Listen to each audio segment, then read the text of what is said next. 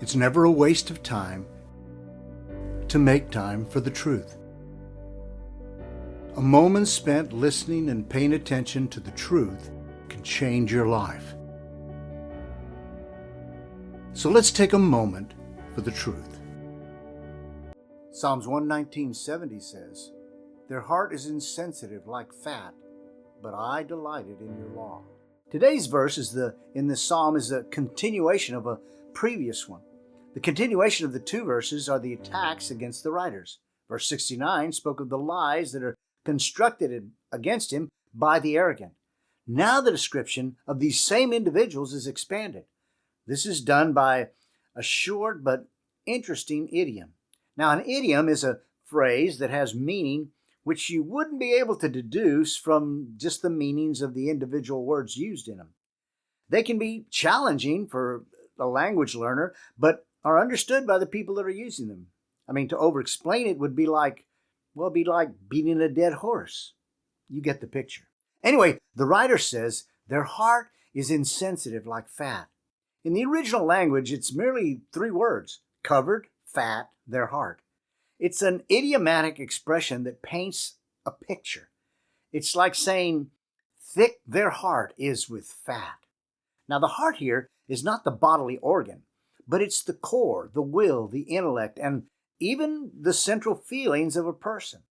But a fat heart is one that is covered in a thick fatness and therefore is insensitive, coarse, and self-indulgent. To describe his attacker in this manner provides perspective for the writer. Whether it's the lies or any other form of assault, the writer sees them for who they are and what they are. Their words and attacks are therefore rendered empty. They are not given the weight that the liars sought to give them. And again, the writer turns to the only source that in his life has true weight. He turns to the Lord. He declares, "But I delight in your law." These are the words that carry weight for the writer. The word translated delight carries the idea of looking upon something and seeing it for what it is. Why should the writer listen to the lies of the arrogant?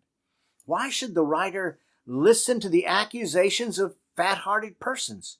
The writer has already declared that he has believed the commands of the Lord. He did this in verse 66. He confessed that in affliction he learned to keep God's word in verse 67.